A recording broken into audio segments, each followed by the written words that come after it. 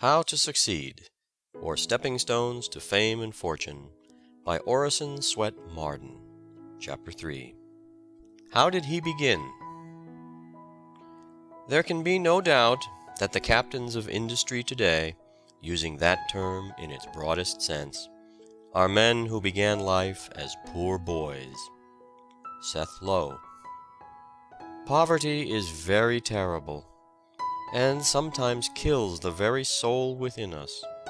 But it is the north wind that lashes men into Vikings. It is the soft, luscious south wind which lulls them to lotus dreams. Ouida. 'Tis a common proof that lowliness is young ambition's ladder. Shakespeare. 50 years ago, said Hezekiah Conant, the millionaire manufacturer and philanthropist of Pawtucket, Rhode Island, I persuaded my father to let me leave my home in Dudley, Massachusetts, and strike out for myself. So, one morning in May 1845, the old farm horse and wagon was hitched up, and, dressed in our Sunday clothes, father and I started for Worcester. Our object was to get me the situation offered by an advertisement in the Worcester County Gazette, as follows: Boy wanted. Wanted immediately. At the Gazette office, a well-disposed boy, able to do heavy rolling. Worcester, May 7. The financial inducements were $30 the first year, $35 the next, and $40 the third year, and board in the employer's family. These conditions were accepted, and I began work the next day. The Gazette was an ordinary 4-page sheet. I soon learned what, quote, heavy rolling, unquote, meant, for the paper was printed on a Washington hand press, the edition of about 2,000 copies, requiring 2 laborious intervals of about 10 hours each every week. The printing of the outside was generally done Friday, and kept me very busy all day. The inside went to press about 3 or 4 o'clock Tuesday afternoon, and it was after 3 o'clock on Wednesday morning before I could go to bed, tired and lame from the heavy rolling. In addition, I also had the laborious task of carrying a quantity of water from the pump behind the block around to the entrance in front, and then up 2 flights of stairs, usually a daily job. I was at first everybody's servant. I was abused, called all sorts of nicknames, had to sweep out the office, build fires in winter, run errands, post bills, carry papers, wait on the editor. In fact, I led the life of a genuine printer's devil. But when I showed them at length that I had learned to set type and run the press, I got promoted, and another boy was hired to succeed in my task with all its decorations. That was my first success, and from that day to this, I have never asked anybody to get me a job or situation, and never used a letter of recommendation. But when an important job was in prospect, the proposed employers were given all facilities to learn of my abilities and character. If some young men are easily discouraged, I hope they may gain encouragement and strength from my story. It is a long, rough road at first, but, like the ship on the ocean, you must lay your course for the place where you hope to land, and take advantage of all favoring circumstances. Don't go about the town any longer in that outlandish rig. Let me give you an order on the store. Dress up a little, Horace. Horace Greeley looked down on his clothes, as if he had never before noticed how seedy they were, and replied, You see, Mr. Sterrett, my father is on a new place, and I want to help him all I can. He had spent but $6 for personal expenses in 7 months, and was to receive $135 from Judge J. M. Sterrett of the Erie Gazette for substitute work. He retained but $15, and gave the rest to his father, with whom he had moved from Vermont to western Pennsylvania, and for whom he had camped out many a night to guard the sheep from wolves. He was nearly 21, and although tall and gawky, with tow-colored hair, a pale face, and whining voice, he resolved to seek his fortune in New York City. Slinging his bundle of clothes on a stick over his shoulder, he walked 60 miles through the woods to Buffalo, rode on a canal boat to Albany, descended the Hudson in a barge, and reached New York just as the sun was rising, August 18, 1831. For days Horace wandered up and down the streets, going into scores of buildings and asking if they wanted a hand. But no was the invariable reply. His quaint appearance led many to think he was an escaped apprentice. One Sunday at his boarding place, he heard that printers were wanted at West's printing office. He was at the door at 5 o'clock Monday morning, and asked the foreman for a job at 7.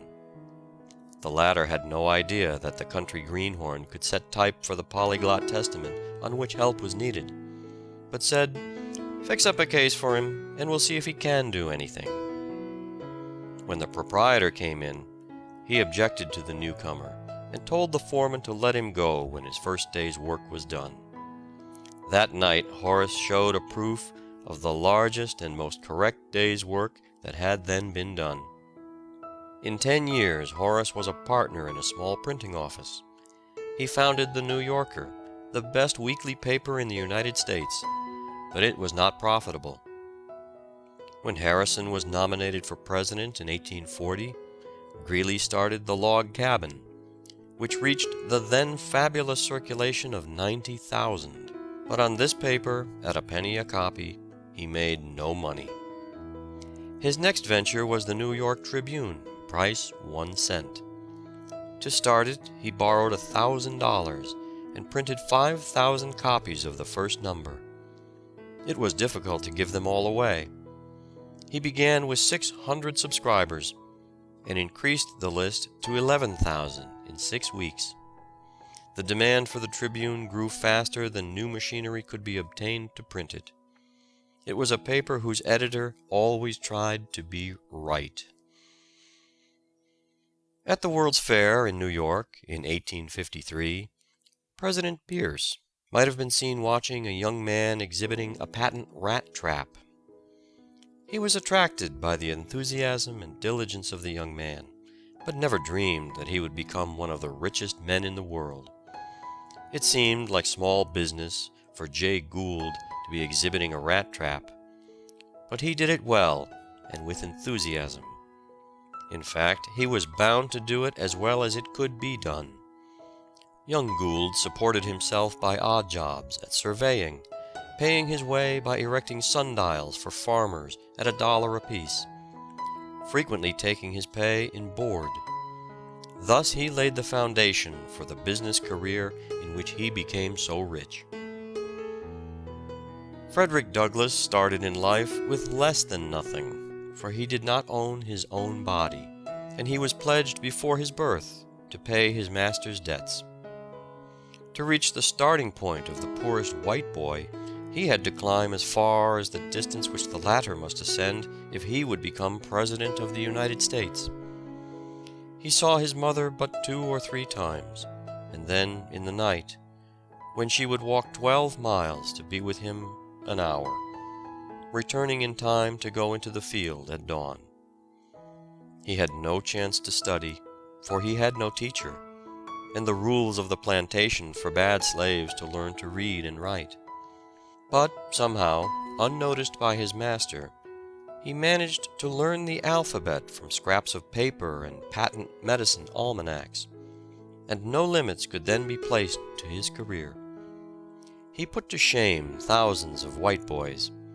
He fled from slavery at 21, went north and worked as a stevedore in New York and New Bedford. At Nantucket, he was given an opportunity to speak in an anti-slavery meeting, and made so favorable an impression that he was made agent of the Anti-Slavery Society of Massachusetts. While traveling from place to lecture, he would study with all his might. He was sent to Europe to lecture, and won the friendship of several Englishmen who gave him $750, with which he purchased his freedom. He edited a paper in Rochester, New York, and afterward conducted the New Era in Washington. For several years he was Marshal of the District of Columbia. He became the first colored man in the United States, the peer of any man in the country, and died honored by all in 1895. "What has been done can be done again," said the boy with no chance, who became Lord Beaconsfield, England's great Prime Minister. "I am not a slave, I am not a captive, and by energy I can overcome greater obstacles." Jewish blood flowed in his veins, and everything seemed against him. But he remembered the example of Joseph, who became Prime Minister of Egypt 4,000 years before, and that of Daniel, who was Prime Minister to the greatest despot of the world 5 centuries before the birth of Christ. He pushed his way up through the lower classes, up through the middle classes, up through the upper classes, until he stood a master, self-poised upon the topmost round of political and social power. Rebuffed, scorned, ridiculed, hissed down in the House of Commons, he simply said, "The time will come when you shall hear me." The time did come, and the boy with no chance but a determined will swayed the scepter of England for a quarter of a century. "I learned grammar when I was a private soldier on the pay of 6d. a day," said William Cobbett. "The edge of my berth, or that of the guard bed, was my seat to study in. My knapsack was my bookcase. A bit of board lying on my lap was my writing table. And the task did not demand anything like a year of my life. I had no money to purchase candles or oil. In winter it was rarely that I could get any evening light but that of the fire, and only my turn even of that. To buy a pen or a sheet of paper, I was compelled to forego some portion of my food, though in a state of half-starvation. I had no moment of time that I could call my own, and I had to read and write amidst the talking, laughing, singing, whistling, and bawling of at least a half a score of the most thoughtless of men, and that, too, in the hours of their freedom from all control. Think not lightly of the farthing I had to give, now and then, for pen, ink, or paper. That farthing was, alas, a great sum to me. I was as tall as I am now, and I had great health and great exercise. The whole of the money not expended for us at market was 2d. a week for each man. I remember, and well I may, that upon one occasion I had, after all absolutely necessary expenses, on a Friday, made shift to have a halfpenny in reserve, which I had destined for the purchase of a red herring in the morning. But when I pulled off my clothes at night, so hungry then as to be hardly able to endure life, I found that I had lost my halfpenny. I buried my head under the miserable sheet and rug, and cried like a child. If I, under such circumstances, could encounter and overcome this task, he added, can there be in the world a youth to find any excuse for its non-performance? "I have talked with great men," Lincoln told his fellow clerk and friend, Greene, according to McClure's magazine, "and I do not see how they differ from others." He made up his mind to put himself before the public, and talked of his plans to his friends. In order to keep in practice in speaking, he walked 7 or 8 miles to debating clubs. Practicing polemics was what he called the exercise. He seems now for the first time to have begun to study subjects. Grammar was what he chose. He sought Mentor Graham, the schoolmaster, and asked his advice. "If you are going before the public," Mr. Graham told him, "you ought to do it." But where could he get a grammar? There was but one in the neighborhood, Mr. Graham said, and that was 6 miles away. Without waiting for more information, The young man rose from the breakfast table, walked immediately to the place, borrowed this rare copy of Kirkham's Grammar, and before night was deep in its mysteries. From that time on, for weeks, he gave every moment of his leisure to mastering the contents of the book. Frequently he asked his friend Green to hold the book while he recited, and when puzzled by a point, he would consult Mr. Graham. Lincoln's eagerness to learn was such that the whole neighborhood became interested. The Greens lent him books. The schoolmaster kept him in mind and helped him as he could. And even the village cooper let him come into his shop and keep up a fire of shavings sufficiently bright to read by at night. It was not long before the grammar was mastered. "Well," Lincoln said to his fellow clerk, Green, "if that's what they call science, I think I'll go at another." He had made another discovery, that he could conquer subjects. The poor and friendless lad, George Peabody, weary, footsore, and hungry, called at a tavern in Concord, New Hampshire, and asked to be allowed to saw wood for lodging and breakfast. Half a century later, he called there again, but then George Peabody was one of the greatest millionaire bankers of the world. Bishop Fowler says, "It is one of the greatest encouragements of our age that ordinary men with extraordinary industry reach the highest stations." Greeley's father, because the boy tried to yoke the off ox on the near side, said, "That boy will never get along in the world. He'll never know enough to come in when it rains."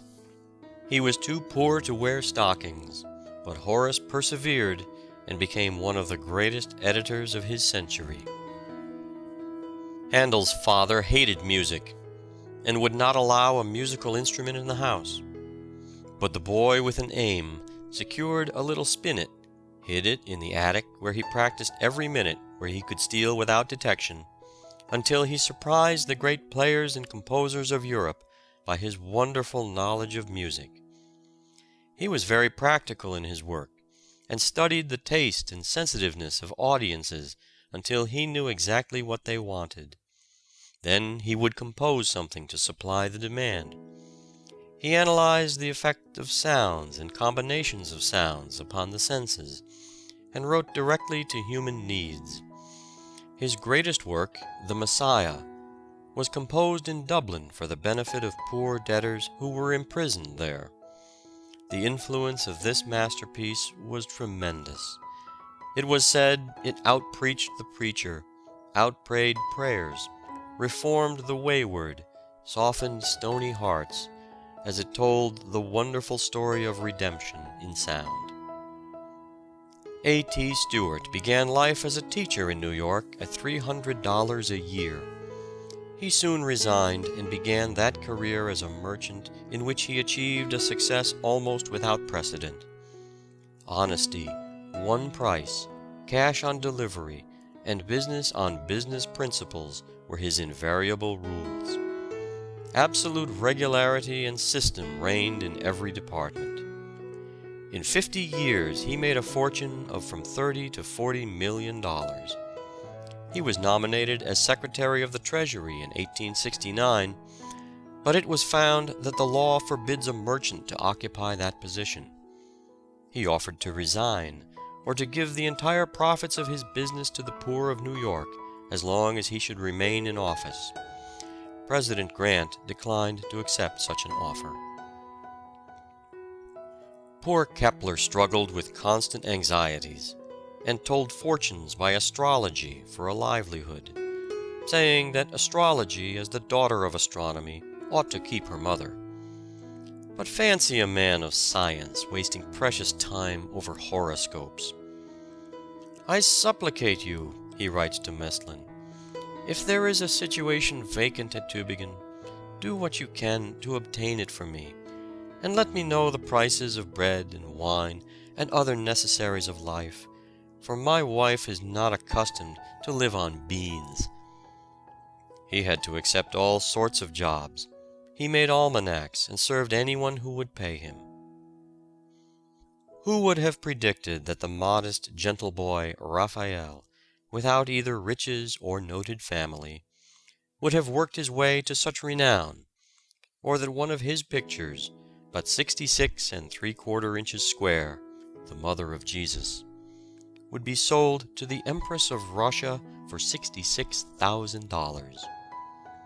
His Ansidai Madonna was bought by the National Gallery for $350,000. Think of Michelangelo working for 6 florins a month, and 18 years on St. Peter's for nothing. Dr. Johnson was so afflicted with King's evil that he lost the use of one eye.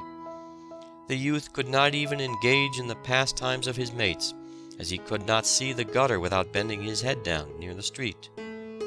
He read and studied terribly. Finally, a friend offered to send him to Oxford, but he failed to keep his promise, and the boy had to leave. He returned home, and soon afterward his father died insolvent. He conquered adverse fortune and bodily infirmities with the fortitude of a true hero.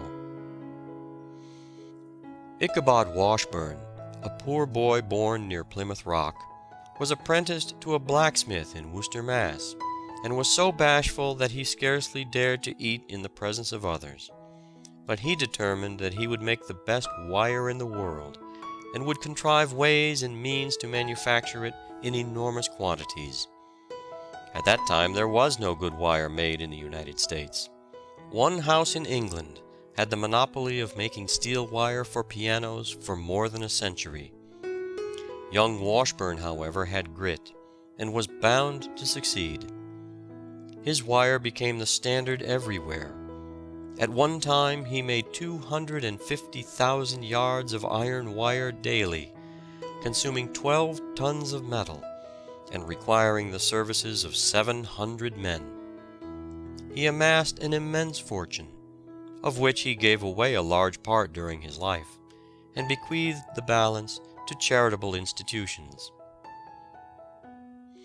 John Jacob Astor left home at 17 to acquire a fortune. His capital consisted of $2 and 3 resolutions: to be honest, to be industrious, and not to gamble. 2 years later, he reached New York, and began work in a fur store at $2 a week and his board. Soon learning the details of the business, he began operations on his own account. By giving personal attention to every purchase and sale, roaming the woods to trade with the Indians, or crossing the Atlantic to sell his furs at a great profit in England, he soon became the leading fur dealer in the United States. His idea of what constitutes a fortune expanded faster than his acquisitions. At 50, he owned millions. At 60, his millions owned him. He invested in land, becoming in time the richest owner of real estate in America. Generous to his family, he seldom gave much for charity. He once subscribed $50 for some benevolent purpose, when one of the committee of solicitation said, "We did hope for more, Mr. Astor. Your son gave us $100. "Ah," chuckled the rich furrier, "William has a rich father. Mine was poor." Elihu Burritt wrote in a diary kept at Worcester, whither he went to enjoy its library privileges, such entries as these: Monday, June 18. Headache. 40 pages Cuvier's Theory of the Earth. 64 pages of French.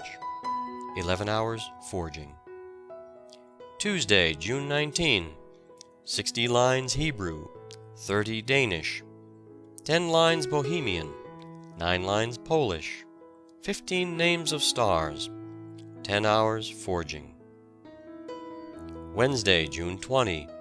25 lines Hebrew, 8 lines Syriac, 11 hours forging. He mastered 18 languages and 32 dialects. He became eminent as the learned blacksmith, and for his noble work in the service of humanity. Edward Everett said of the manner in which this boy with no chance acquired great learning, It is enough to make one who has had good opportunities for education hang his head in shame. "I was born in poverty," said Vice President Henry Wilson. "Want sat by my cradle. I know what it is to ask a mother for bread when she has none to give. I left my home at 10 years of age, and served an apprenticeship of 11 years, receiving a month's schooling each year, and at the end of 11 years of hard work, a yoke of oxen and 6 sheep, which brought me $84. I never spent the sum of $1 for pleasure, counting every penny from the time I was born till I was 21 years of age. I know what it is to travel weary miles and ask my fellow men to give me leave to toil. In the first month after I was 21 years of age, I went into the woods, drove a team, and cut mill logs. I rose in the morning before daylight and worked hard till after dark, and received the magnificent sum of $6 for the month's work. Each of these dollars looked as large to me as the moon looks tonight." "Many a farmer's son," says Thurlow Weed, "has found the best opportunities for mental improvement in his intervals of leisure while tending sap bush. Such, at any rate, was my own experience. At night you had only to feed the kettles and keep up the fires, the sap having been gathered and the wood cut before dark. During the day we would always lay in a good stock of fat pine, by the light of which, blazing bright before the sugar house, in the posture the serpent was condemned to assume, as a penalty for tempting our first grandmother, I passed many a delightful night in reading. I remember in this way to have read a history of the French Revolution, and to have obtained from it a better and more enduring knowledge of its events and horrors, and of the actors in that great national tragedy, than I have received from all subsequent reading. I remember also how happy I was in being able to borrow the books of a Mr. Keyes, after a 2-mile tramp through the snow, shoeless, my feet swaddled in remnants of rag carpet." "That fellow will beat us all some day," said a merchant speaking of John Wanamaker and his close attention to his work.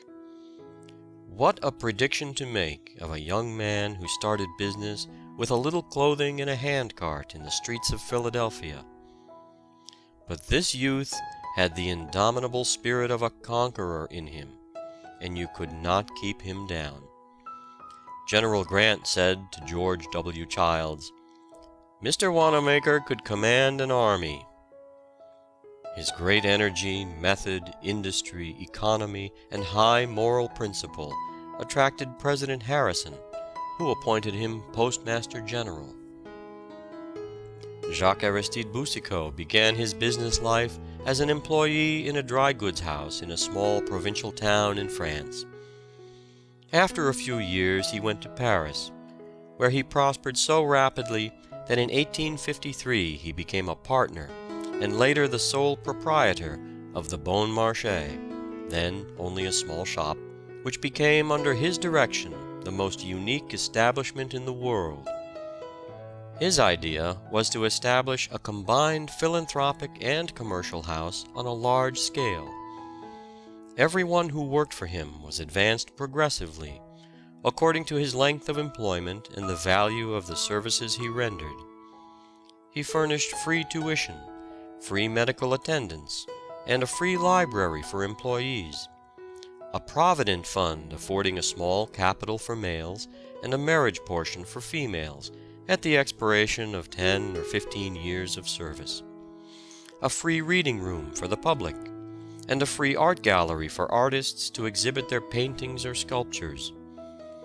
After his sudden death in 1877, his only son carried forward his father's projects until he too died in 1879, when his widow, Marguerite Guérin, continued and extended his business and beneficent plans until her death in 1887. So well did this family lay the foundations of a building covering 108,000 square feet, with many accessory buildings of smaller size, and of a business employing 3,600 persons, with sales amounting to nearly $20 million annually, that every department is still conducted with all its former success, in accordance with the instructions of the founders. They are here no longer in their bodily presence, but their spirit, their ideas still pervade the vast establishment. Everything is still sold at a small profit, and at a price plainly marked, and any article which may have ceased to please the purchaser can, without the slightest difficulty, be exchanged or its value refunded.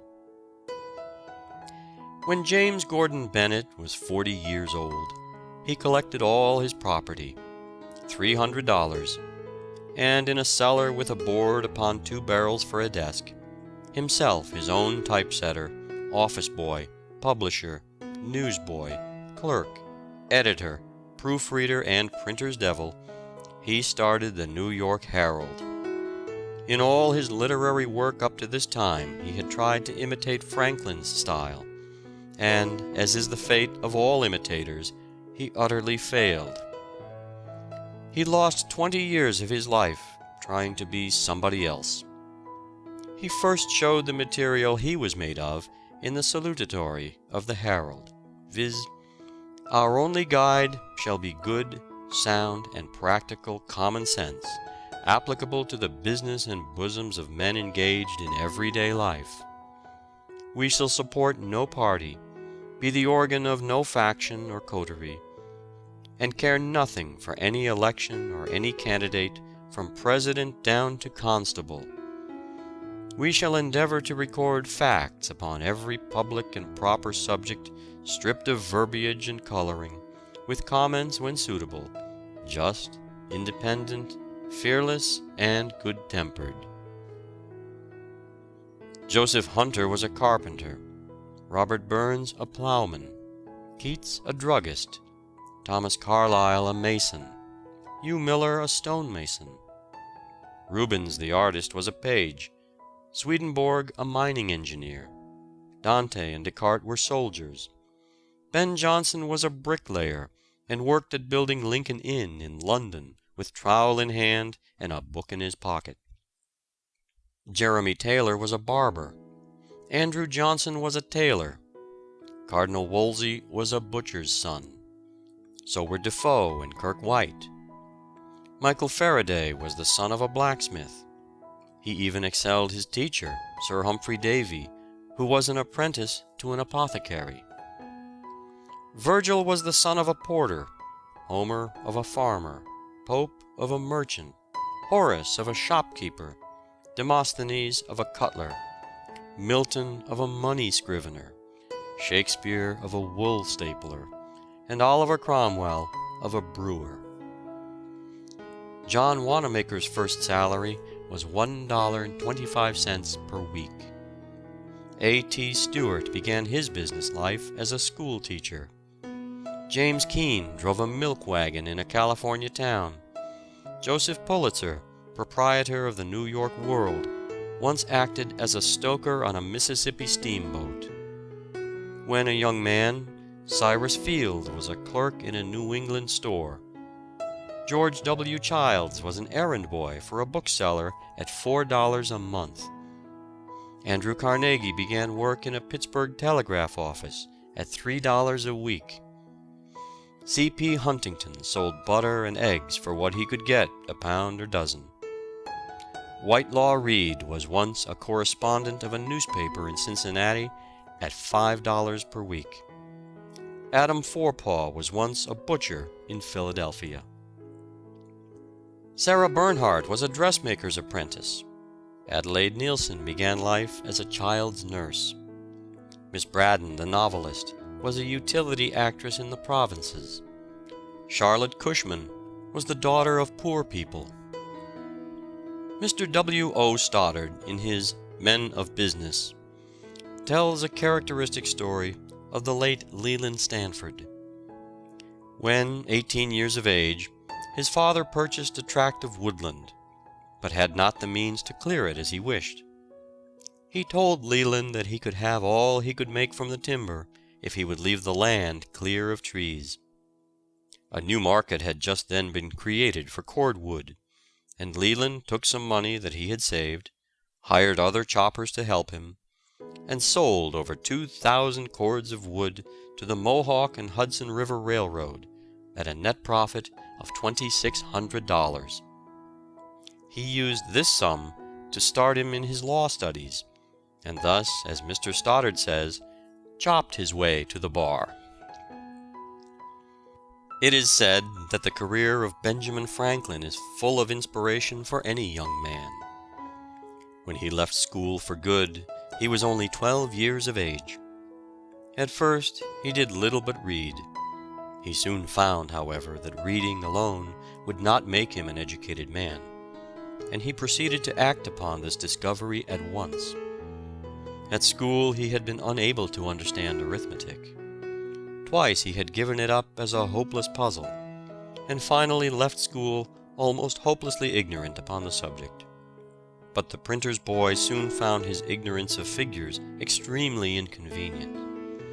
When he was about 14, he took up for the third time the Cocker's arithmetic, which had baffled him at school, and ciphered all through it with ease and pleasure. He then mastered a work upon navigation, which included the rudiments of geometry, and thus tasted, quote, the inexhaustible charm of mathematics, unquote. He pursued a similar course, we are told, in acquiring the art of composition, in which, at length, he excelled most of the men of his time. When he was but a boy of 16, he wrote so well that the pieces which he slyly sent to his brother's paper were thought to have been written by some of the most learned men in the colony.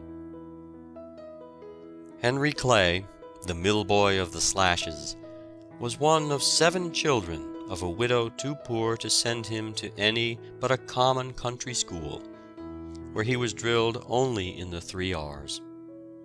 But he used every spare moment to study without a teacher, and in after years he was a king among self-made men. The most successful man is he who has triumphed over obstacles, disadvantages, and discouragements. It is Goodyear in his rude laboratory, enduring poverty and failure until the pasty rubber is at length hardened. It is Edison biding his time in baggage car and in printing office until that mysterious light and power glows and throbs at his command. It is Carey on his cobbler's bench, nourishing the great purpose that at length carried the message of love to benighted India. These are the cases and examples of true success. End of Chapter 3. Recording by David Martin.